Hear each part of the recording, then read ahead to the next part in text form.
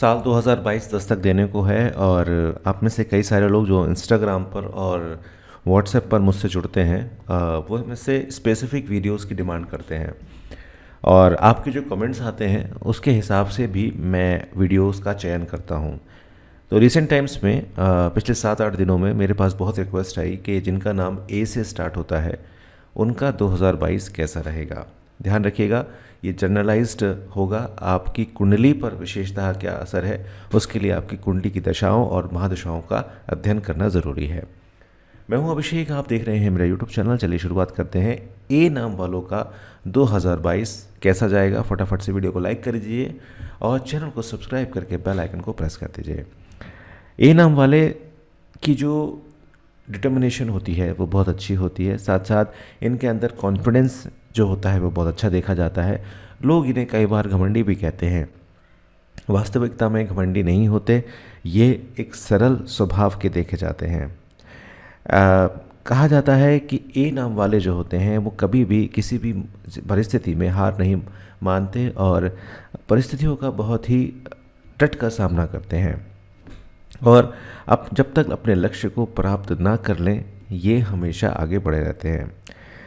इन्हें छोटी मोटी बीमारियां परेशान करती हैं, खास तौर से मौसमी बीमारियां इन्हें परेशान करती हुई दिखाई ज़रूर देती हैं।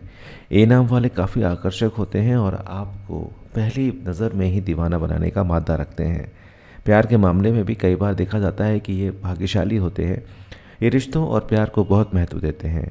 हालांकि शुरुआती दौर में इनकी रुचि थोड़ी कम होती है, लेकिन अगर ये एक साथ किसी के साथ जुड़ जाएं तो वह आखिरी दम तक उस रिश्ते को निभाते हैं। ये अपने जीवन को सरलता के साथ जीना पसंद करते हैं, साथ साथ जो भी रुकावटें जीवन में आती हैं उनको बहुत ही सहजता के साथ पूरा करते हैं। देखिए, मैं आपको बहुत सारी बातें बता रहा हूँ, आपको कमेंट करके मेरे को बताना है कि ये बातें आपके ऊपर लागू होती हैं या नहीं होती। साथ साथ आपको लाइक ज़रूर करना है।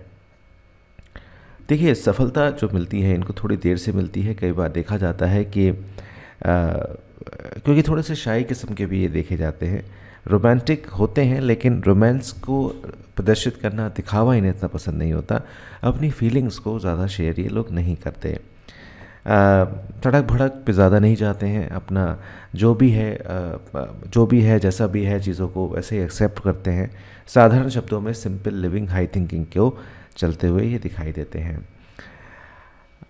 देखिए, इनकी जो स्थिति होती है उसमें अपेक्षा यही रखती है दूसरे से कि जो जैसा ये कर रहे हैं वैसा ही इनको मिले।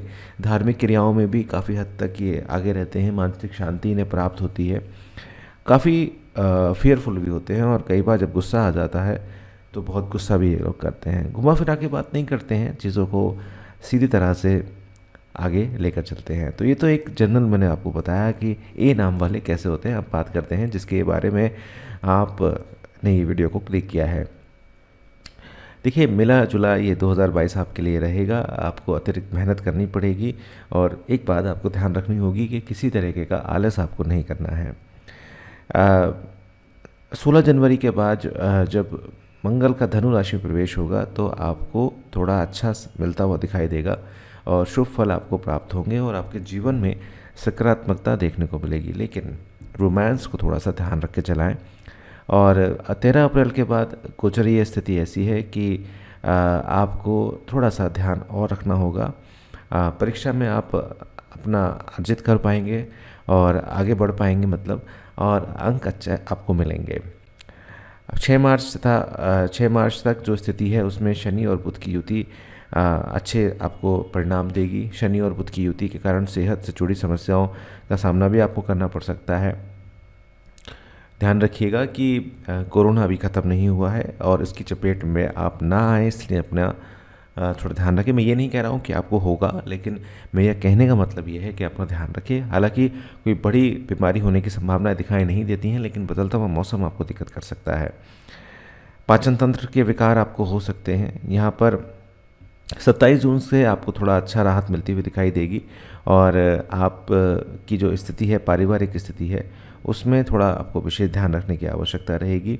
तर्क वितर्क की संभावनाएं हैं जिससे मानसिक तनाव में वृद्धि हो सकती है। सितंबर के मध्य में से नवंबर तक आपकी स्थिति पिता के लिए थोड़ी सी कष्टदायक है। अगर आप शादीशुदा हैं तो थोड़ा सा जनवरी, फरवरी, मार्च और अप्रैल में आपको विशेष ध्यान रखने की आवश्यकता है।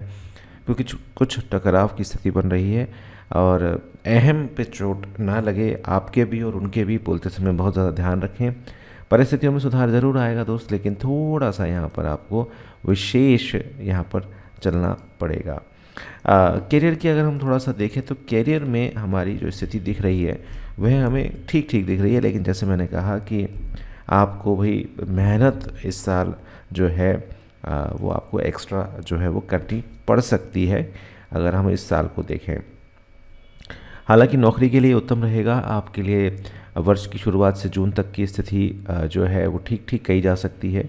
आपको ये वर्ष में पदोन्नति यानी कि आपकी प्रमोशंस यहाँ होती हुई दिखाई देंगी।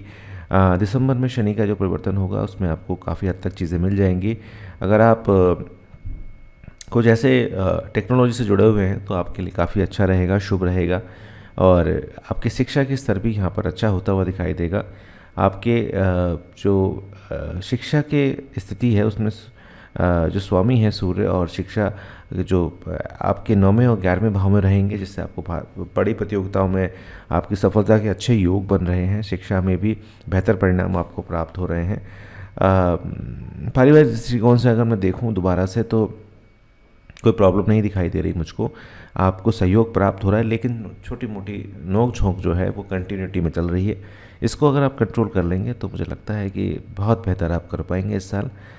बड़े धन लाभ की स्थिति भी बनेगी आपकी और आपको अच्छा मिलेगा, लेकिन थोड़ा सा बस मैंने जैसे बोला कि दाम्पत्य जीवन में थोड़ा सा आपको बेहतर करना होगा यहाँ पर। और अपने एक्सपेक्टेशन जो आपकी वाइफ ने या आपके पति ने आपसे लगा रखी हैं उसको थोड़ा सा आपको फुलफिल करने की ज़रूरत रहेगी। संतान का सुख यहाँ पर प्राप्त होगा। जो लोग संतान प्राप्ति के लिए उत्सुक हैं उनके लिए भी ये साल अच्छा रहेगा।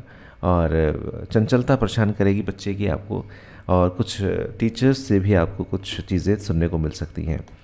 तो कुल मिलाकर ये साल वैसे तो बहुत ठीक ठीक कहा जा सकता है, बुरा नहीं कहा जा सकता, लेकिन जो चीज़ें मैंने आपसे कही हैं उसको थोड़ा सा आप ध्यान रखें। सुंदरकांड का पाठ आप कर सकते हैं। गुड़ और काले तिल का दान करें, इस साल अच्छा रहेगा।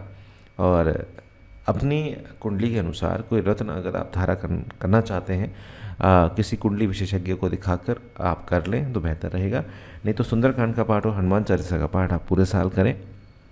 साथ साथ सावन में सावन के व्रत कर लें, इससे आपको बहुत फ़ायदा होगा।